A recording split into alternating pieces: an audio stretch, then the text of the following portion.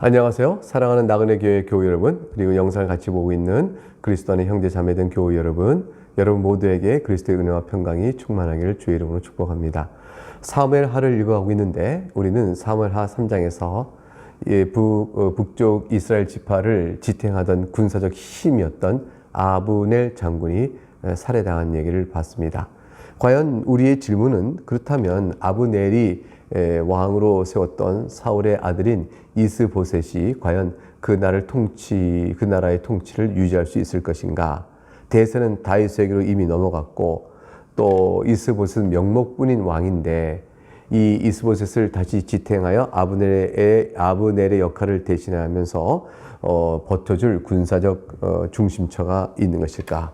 아니면 그 이후로 다윗 편에 붙으려고, 대세가 다윗이니까 그런 가운데서 모종의 배반과 음모가 벌어지는 것인가? 이것들이 이제 우리에게 궁금한 점이 될 수 있습니다. 1절부터 살피겠습니다. 사울의 아들 이스보셋은 아브넬이 헤브론에서 죽었다 함을 듣고 손이 맥이 풀렸고 온 이스라엘이 놀라니라. 그렇지 않겠어요? 아브넬이 죽었으니 이스보셋은 힘의 근거가 없어진 겁니다. 아브넬이 왕권보다 더 위력 있게 행사했지만 이스보셋은 어쨌건 아브넬에 붙어서 자신의 왕권을 유지하고 있었으니까 결국은 온몸이 다 맥이 풀리고 놀라게 된 것이죠. 사울의 아들 이스보셋에게는 군지휘관 두 사람이 있었다 되어 있습니다. 한 사람의 이름은 바나요, 한 사람의 이름은 레갑인데 베냐민 족속 부에롯 사람 림몬의 아들들이다. 부에롯도 베냐민 지파에 속하였으니, 그러니까 사울이 베냐민 지파에 있으니까 사울 왕가를 지탱해 준데 이 둘이 힘을 합쳤다 볼 수가 있겠죠. 3절, 일찍이 부에롯 사람들이 깃다임 도망하여 오늘까지 거기에 우거함이더라. 4절에는 요나단의 아들에 대한 소개가 간단히 한번 삽입으로 나옵니다. 사울의 아들 요나단에게 다리 저는 아들 하나가 있었으니 이름은 무비보셋이라. 전에 사울과 요나단이 죽은 소식이 이스라엘에서 올 때에 그 나이가 5살이었는데 유모가 안고 도망할 때 급히 도망하다가 아이가 떨어져 절개되었더라. 참 이런 일이 있게 되었었습니다. 결국 이제 이스보셋은 군사 아브넬이 죽고 그 밑에 지휘관 둘이 있었고, 4절에 요나단의 아들 무비보셋이 있었다. 이것은 앞으로 전개될 배경 속에서 각각 이들의 역할이 있는 것들을 보여주고 있는 것이라고 볼 수 있습니다. 자, 그럼 이제 먼저 레갑과 바나가 아브넬이 죽은 이후에 이스보셋을 이제 밑에 군 지휘관으로 있었는데 이들이 어떤 선택을 하고 어떤 행동을 할까요? 5절에 부에롯 사람 림몬의 아들 레갑과 바나가 길을 떠나 볕이 쬐을 때 즈음에, 그때 이스보셋 집에 이르니 마침 그가 침상에서 낮잠을 자는지라. 그럴 때 이 두 사람이 6절에 레갑과 그 형제 바나가 밀을 가지러 온 채하고 집 가운데 들어가서 그만 이스보셋의 배를 찌르고 도망하였습니다. 배를 찌르고 도망하는 그 사이에 구체적인 행동이 7절 이렇게 나옵니다. 그냥 배를 찌르고 도망한 게 아니에요. 7절에 보니까 그들이 집에 들어가니 이스보셋이 침실에서 침상 위에 누워있는지라 그를 쳐 죽이고 배를 찌른 것이죠. 그리고 목을 베어버렸습니다. 그리고 그의 머리를 가지고 밤새도록 아라바 길로 갔습니다. 어디로 가는 것일까요? 아라바를 지나서 가는 곳은 헤브론이에요. 헤브론에 누가 있어요? 다윗이 있잖아요. 그래서 8절에 보니까 다윗 왕에게 이스보셋의 머리를 들이며 아뢰되 왕의 생명을 해하려 하던 원수 사울의 아들 이스보셋의 머리가 여기 있나이다. 여호와께서 오늘 우리 주 되신 왕의 원수를 사울과 그의 자손에게 갚으셨나이다 하니, 다윗에게 이스보셋의 머리를 가져온 겁니다. 자기들의 생각에는 다윗의 원수요 대적관계에 있었으니까 이스보셋의 머리를 가져온 것이 칭찬을 받고 다윗 휘하에서 일정한 군대에서의 지위를 가지고 살 수 있을 걸 생각했는지 모르죠. 그러나 다윗은 그런 사람이 아니었습니다. 부에롯 사람 림몬의 아들 레갑과 그 형제 바나에게 대답하여 그들에게 이르되 내 생명을 여러 환난 가운데서 건지신 여호와께서 살아계심을 두고 맹세하노니, 이건 참 의미 있는 말이에요. 여호와의 이름을 두고 맹세하노니 정도로 끝날 수 있는데 그 앞에 수식어가 내 생명을 여러 환난 가운데 건지신, 이 말은 무슨 말이냐면 내가 아무리 생명의 위협을 받아도 하나님께서 도우심을 믿고 의지하기 때문에 내가 악한 일, 그런 일을 해본 적이 없다. 근데 지금 너희가 얼마나 악한 일을 하고 내 앞에서 너희를 인정하다고 왔느냐. 이걸 대조시켜서 보여주고 있는 것이죠. 10절. 전에 사람이 내게 알리기를 보라 사울이 죽었다 하며 그가 좋은 소식을 전하는 줄로 생각하였어도 내가 그를 잡아 시글락에서 죽여서 그것을 그 소식을 전한 가품으로 삼았거든. 이와 같이 내가 사울이 죽었다는 소식을 들을 때도 내 생명을 환난 가운데 거두시는 하나님을 의지했기 때문에 하나도 기뻐하지 않았다. 오히려 사울의 죽음을 전한 그자가 행한 일이 악행이 있어서 오히려 그를 죽였다. 하물며 11절 악인이 의인을 그의 집 침상에 죽인 것이겠느냐. 그런즉 내가 악인의 피 흘린 죄를 너에게 갚아서 너희를 이 땅에서 없이 하지 아니하겠느냐 하고. 이스보셋이 의인아 청해진 것은 그가 무슨 절대적 의미의 의인한 것은 아니고 특별히 배신을 당하 죽을 만한 원한 감정이 없는데 이 금방 왕으로 섬기고 자기의 주인으로 섬겼던 그러한 부하 휘하에 있는 두 사람이 잠든 사이에 들어가서 잔인하게 그를 죽이고 목을 베어 가져왔으니 이들의 불법성과 악함을 다윗이 치를 떤 것이죠. 그래서 저들을 가리켜서 악인이라 하고 규정하고 그 악에 대한 죄값을 물어서 저들을 이제 처단해 버립니다. 이스보셋은 흥미로운 것은 여기서 기름 부은 하나님의 종을 너희가 죽였으니 이렇게 다윗이 표현하지 않고 의인을 죽였다라는 말로 표현하고 있습니다. 이 다윗은 이스보셋을 여호와께서 명하여 기름 부은 종으로는 보지 않았던 것이죠. 결국 아브넬이 정치적인 이유로 세운 인간의 임의로 세운 왕으로 봤던 정도라는 것이 여기서 암시되고 있습니다. 12절 청년들에게 명령하며 곧 그들을 죽이고 수족을 베어 헤브론 목가에 달고 이스보셋의 머리를 가져다가 헤브론에서 아브넬의 무덤에 매장하였더라. 다윗이 이제 이스보셋의 시신도 추려서 결국 아브넬의 무덤에 잘 매장하여 장사를 치렀습니다. 이것은 다윗이 온 이스라엘의 왕으로 등극할 때에 어느 이스라엘에 대해서도 지파 가운데 어느 지파건 누구에 대해서도 다윗이 다 용납하고 품고 나갈 것임을 화평케 할 것임을 보여주는 하나의 정치적인 제스처도 뜻도 의미 전달도 담겨져 있습니다. 결국은 이스보셋 같은 자도 다윗은 원수로 취급하지 않고 도리어 장사를 잘 치러줬고 아브넬의 죽음에도 그렇게 애도하였으니 다윗은 이스라엘 내에 누구를 적으로 삼아 대적으로 삼거나 갈라치기를 하거나 이렇게 하지 않고 전체 민족을 통합하는 한 이스라엘을 지파 전체를 통합하는 그러한 왕권적 통치 행위를 지금 나타내 보이고 있는 것이라 볼 수 있습니다. 오늘은 이제 사무엘하 4장만이 아니고 5장을 이어서 계속 읽는데요. 1절을 보겠습니다. 그래서 이후에 이스라엘 모든 지파가 헤브론에 이르러서 다윗에게 나옵니다. 이르되 보소서 우리는 왕의 한 골육이니이다. 전체가 우리가 한 혈통이요 한 형제됨을 먼저 내세우죠. 그 2절에 전에 곧 사울이 우리 왕이 되었을 때도 이스라엘을 거느려 출입하게 하신 분은 왕이셨고 여호와께서도 왕에게 말씀하시기를 네가 내 백성 이스라엘의 목자가 되며 네가 이스라엘의 주권자가 되려 하셨나이다 하니라. 하나님께서도 그렇게 말씀하셨고 사울이 왕일 때도 다윗 당신은 이스라엘을 출입하게 하신 분, 즉 대적들과 싸워서 이스라엘을 보존시키는 사람은 바로 당신이었습니다. 이런 뜻이 되어지는 것이죠. 이스라엘을 거느려 출입하게 했다는 말은 자유롭게 대적과 싸워 승리를 거둬 이스라엘이 원하는 곳에 있을 수 있게끔 했다는 그런 뜻을 포괄하는 이제 표현이에요. 그러니까 전쟁을 싸워 이기고 이스라엘 보존시키신 분은 바로 당신입니다. 사울이 왕일 때도. 그러니까 왕권으로서 오늘의 즉위하심이 마땅합니다. 하나님께서 그렇게 약속하셨으니 이제 우리의 전체 이스라엘의 왕이 되시길 바랍니다. 라고 이제 와서 전부 다 다윗 앞에 무릎을 꿇었습니다. 이때가 사무엘에게서 기름 부음 때로부터 22년이 지났고 헤브론에서 유다 왕으로 있은 지 7년 6개월 되었어요. 그러니까 얼마나 긴 세월입니다. 사무엘에게서 기름 부음 받고 무려 22년. 그리고 이제 사실 유다 왕으로 있은 지가 7년 6개월. 이 세월이 지나서 다윗은 비로소 왕위에 오르게 되어집니다. 하나님께서 긴 세월 동안 다윗을 연단시키시고 훈련시키시고 여호와의 인도하심을 의지하도록 하는 것을 가르쳤다 볼 수 있습니다. 하나님만을 의지하고 자신의 모든 삶 속에서 주께 의탁하고 나아가는 전적인 하나님 주권 앞에 엎드리는 믿음을 가르쳤다 볼 수가 있겠죠. 3절 이에 이스라엘 모든 장로가 헤브론에 이르러 왕에게 나오매 다윗 왕이 헤브론에서 여호와 앞에 그들과 언약을 맺음에 그들이 다윗에게 기를 부어 이스라엘 왕으로 삼으니라. 다윗은 이제 약속된 온 이스라엘 왕으로 사무엘에게서 기름 부음 받은 지로 22년 지난 지금, 유다 지파의 왕이 된 지 7년 6개월 지난 지금 이렇게 왕이 올랐습니다. 다윗이 나이가 30세의 왕이 올라 40년을 다스렸는데 이 40년 세월을 들여다보면 헤브론에서 7년 6개월, 그리고 전체 이스라엘에서 33년, 전체 이스라엘 다스리는 수도는 예루살렘이었고요. 유다 지파만 7년 6개월 다스린다고는 헤브론에서 다스렸습니다. 이렇게 해서 전체적으로 약 40년 동안, 40년 넘죠? 36개월, 40년 동안 이스라엘 다스렸습니다.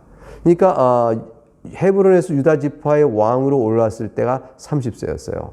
그러니까 7년 6개월을 다스리니까 38살이 되었을 때 온 예루살렘에 대한 왕으로 등극합니다. 38살 때 됐을 때 이때가 바로 사무엘에게서 기름 부음 받은 지 22년이나 했으니까 16살 때 사무엘에게 기름 부음 받고 결국은 38살 때 이제 바로 왕으로, 온 이스라엘 왕으로 서게 되는 것이라 이렇게 볼 수가 있겠습니다.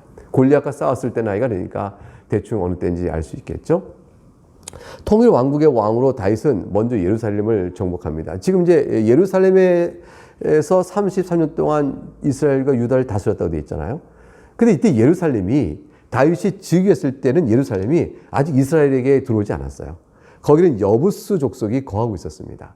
그러니까 다윗이 예루살렘에서 33년 동안 온 이스라엘과 유다를 다스렸다라는 것은 다윗이 온 이스라엘 왕으로 헤브론에서 등극한 다음에 수도를 정해야 될 거 아니에요? 남쪽 유다에서 헤브론에서 수도를 정하면 남쪽 유다 족속의 왕으로 있었던 수도니까 온 이스라엘 통치할 수도로서의 명분성이 좀 적단 말이죠. 그러니까 남쪽에 있었고 북쪽에 있는 이스라엘 전체 땅까지 다스리려면 중간 지역이 필요한데 그게 예루살렘이에요.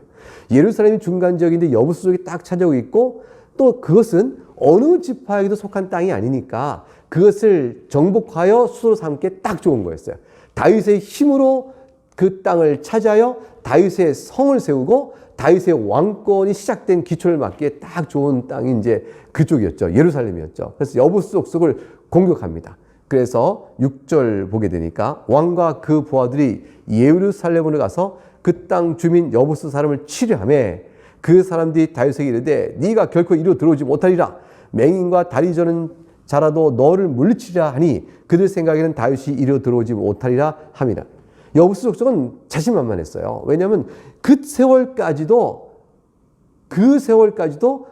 여부수는 예루살렘에 든든히 자신을 지키고 있었거든요. 그러니까 얼마나 견고했겠어요. 그러니까 다윗을 조롱하여 다리 저는 사람이나 맹인이라도 너를 물리칠 것이라 이렇게까지 얘기를 했습니다. 그러나 이들은 하나님께서 다윗과 함께 있다는 사실을 미처 생각도 못했죠. 다윗이 어떻게 됐을까요? 넉넉히 내쫓고 시온산성을 빼앗았습니다. 곧 다윗성을 빼앗은 것입니다. 8절에 그날에 다윗이 이르기를 누구든지 여부수 사람을 치거든 물 기는 데로 올라가서 다윗의 마음에 미워하는 다리 저는 사람과 맹인을 치라 하였으므로 속담이 되어 이르기를 맹인과 다리 저는 사람은 집에 들어오지 못하리라 하더라. 여기서 다윗의 마음에 미워하는 다리 저는 사람과 맹인이라는 것은 여부수 사람을 가리키는 말이에요. 아까 여부수 사람들이 다윗을 조롱하여 다윗을 공격할 때 다리 저는 사람과 맹인이라도 너를 넉넉히 물리칠 것이라 했잖아요. 그러니까 그 말을 받아가지고 여부수를 치면서 너희가 다리 저는 사람 맹인이다 라고 말하면서 그들이 무력함을 놓고 조롱하는 그런 표현이라고 볼 수 있는 것이죠. 다윗은 9절에 그 산성에 살면서 다윗성이라 이름을 붙였습니다. 그리고 다윗이 밀로에서부터 안으로 성을 둘러싸으니라. 정복한 이후에 다윗은 그 다윗성, 즉 예루살렘 성을 성벽 구축 사업을 시작합니다. 여기서 밀로로부터 안으로 성을 둘러쌌다는 말은 이제 밀로라는 것은 뭘 의미하냐면 지명이 아니에요. 이거 지명이 아니고 성벽 같은 것입니다. 성벽 같은 것에 기대어 돌을 쌓아놓은 축대예요. 그러니까 성벽이 있으면 성벽에 기대어 돌을 쌓아서 축대를 든든하게 또 만든 겁니다. 축대 같은 구조물을 쭉 밖에서 쌓고 안쪽으로 같이 성벽을 구축했다. 그러니까 성벽의 바깥쪽에 축대를 쌓고 안쪽도 든든히 쌓아서 성 전체의 외곽벽을 든든히 세웠다라는 것이 뜻이 되어집니다. 10절 만군의 하나님 여호와께서 함께 계시니 다윗이 점점 강성하여 가니라. 그래서 어느 지파에 속하지 않은 땅 여부수 족속에서 몰아내고 예루살렘을 정하여 수도로 정하니 전체 이제 왕의 전체 이스라엘 다스릴 만한 왕의 위용이 잘 서게 되어졌습니다. 11절 두로왕 히람이 다윗에게 사절들과 백향목과 목수와 석수를 보내매 그들이 다윗을 위하여 집을 지으니 12절 다윗이 여호와께서 자기를 세우사 이스라엘 왕으로 삼으신 것과 그의 백성 이스라엘 위하여 그의 나를 높이신 것을 알았더라. 성벽을 보수하고 구축한 이후에 이제 그 성에서 다윗은 왕의 왕궁을 집니다. 그런데 이제 성벽 구축한 이후에 바로 왕궁 짓는 게 아니라 약 한 10년 넘는 세월, 좀 길게는 20년 가까운 세월의 시간적 간격이 있어요. 그런 다음에 이제 왕궁을 짓는데 지금 내용의 흐름상 시간 간격을 떠서 두로왕 히람이 다윗의 왕궁을 건축하는 일에 이러이런 도움을 줬다는 내용을 먼저 알려주고 있는 대목입니다. 시간적으로 바로 성벽을 구축한 다음에 왕궁을 줬다 이런 것은 아니에요. 그 사이에 시간적 간격이 20년 가까이 있다는 사실을 좀 염두에 둘 필요가 있습니다. 그럼 그 20년 사이에 다윗은 여러 가지 일을 겪겠죠. 그런 일들이 이제 뒤에 소개가 되어져 갑니다. 13절부터 16절은 그래서 이제 예루살렘에서 다윗이 얼마나 든든하게 왕가가 서갔는가를 보여주는 한 대목으로 다윗의 예루살렘에서 얻은 자식들의 이름을 이제 소개합니다. 13절 다윗이 헤브론에서 올라온 후에 예루살렘에서 처첩들을 더 두었으므로 아들과 딸들이 또 다윗에게서 나니 14절 예루살렘에게서 그에게 난 자들의 이름은 삼모아와 소밥과 나단과 솔로몬과 15절 이팔과 엘리소아와 네벳과 야비아와 엘리사마와 엘리아다와 엘리벨렛이었더라. 이후에 블레셋 침공이 벌어집니다. 블레셋이 가만히 보니까 다윗이 여부수종을 내쫓고 왕이 됐다는 소식이 들려오잖아요. 이것은 블레셋 입장에서 굉장히 나쁜 소식이에요. 왜냐하면 이스라엘이 북쪽이 남쪽으로 이렇게 흩어져 있고 왕권도 약해지고 질이 멸망할 때는 블레셋은 아주 다르게 좋았고 때때로 물건도 약탈할 수 있었고 또 조공도 받을 수 있고 이렇게 했었는데 다윗 휘하에 전체 이스라엘이 하나의 나라로 다시 뭉쳐지게 되면 블레셋에게는 아주 골치 아픈 일이 되는 거죠. 이스라엘의 국력이 더 강해지기 전에 먼저 침공해서 길을 꺾고 다시 자신들이 제압하는 일들을 공고히 하고자 하는 목적성을 가지고 침공을 해옵니다. 17절 이스라엘이 다윗에게 기름을 부어 이스라엘 왕으로 삼았다함을 블레셋 사람들이 듣고 블레셋 사람들이 다윗을 찾으러 다 올라오매 다윗이 듣고 요새로 나가니라. 18절 블레셋 사람들이 이미 이르러 르바임 골짜기 가득한지라. 19절 다윗이 여호와께 여쭈어 이르되 내가 블레셋 사람에게로 올라가리이까 여호와께서 그들을 내 손에 넘기시겠나이까 하니 여호와께서 다윗에게 말씀하시되 올라가라 내가 반드시 블레셋 사람을 네 손에 넘기리라 하신지라. 다윗이 바알바라심에 이르러 거기서 그들을 치고 다윗이 말하되 여호와께서 물을 흩음같이 내 앞에서 내 대적을 흩으셨다 하므로 그곳 이름을 바알바라심이라 부르니라. 21절 거기서 블레셋 사람들이 그들의 우상을 버렸으므로 다윗과 그의 부하들이 치우니라. 우상을 의지해서 이 싸움을 이기겠다고 데려와서 우상이여 우리 애를 도우소 이렇게 했던 그 우상조차도 못 건지고 도망갈 만큼 대패하여 물러가 버렸습니다. 이것은 이스라엘에게는 굉장히 의미가 있는 거였죠. 다윗 왕이 세워지면서 블레셋을 꺾어버렸다는 것은 더 이상 이스라엘이 블레셋의 약소국이요 그렇게 시달리는 나라가 아니요 완전히 독립되고 강한 나라가 서서 오히려 블레셋을 제압하는 나라로 이 상황이 역전되어지는 그런 계기가 되는 중요한 의미를 갖는 거였습니다. 그러니까 이스라엘 사람에게는 다윗의 왕으로 세워진 것에 대한 하나님 뜻과 또 옛날에 사울이 죽인 자는 천천히요 다윗이 죽인 자는 만만이라 말했던 그 용맹의 다윗을 다시 보고 희망을 갖는 역사가 전개되는 것이죠. 22절에 보게 되면 블레셋 사람들이 한 번 패퇴한 다음에 다시 물러서지 않고 또 다시 옵니다. 르바임 골짜기에 가득한지라. 23절 다윗이 여호와께 여쭈니 이르시되 올라가지 말고 그들 뒤로 돌아서 뽕나무 숲을 맞은편에서 그들을 기습하되 뽕나무 꼭대기에서 걸음 걷는 소리가 들리거든 곧 공격하라. 그때 여호와가 너보다 앞서 나가서 블레셋 군대를 치리라 하신지라. 이에 25절 다윗이 여호와의 명령대로 행하여 블레셋 사람들을 쳐서 게바에서 게셀까지 이르니라. 24절에 공격하라 하시고 또 너보다 앞서 내가 나간다, 가서 치겠다, 이런 말씀은 누가 공격하는 거죠? 하나님께서 함께 하신다는 거예요. 공격하는 너희와 내가 함께 하고 공격이 성공적으로 이루어지도록 내가 필요한 일들을 미리 조치해 놨다, 이런 뜻이 되어지죠. 하나님께서는 그의 종들을 사용하여 주의 일을 행하실 때 그들과 함께 하시고 종을 통하여 행하자는 일들이 이루어지게끔 하나님은 미리 그 일들에 손을 쓰셔서 상황을 열어주고 기회를 열어주시고 또 실질적으로 역사하시는 일들을 해나가십니다. 다윗은 이래서 승리를 거두게 되었고 이스라엘은 블레셋에 더 이상 약한 나라가 아니요 오히려 블레셋을 제압하는 강한 나라로 다윗의 다스림 속에서 통치하여서 있게 되어집니다. 오늘 살펴본 오늘 말씀은 사무엘 4장 5장까지 말씀이었습니다. 여기까지 살피겠습니다. 감사합니다.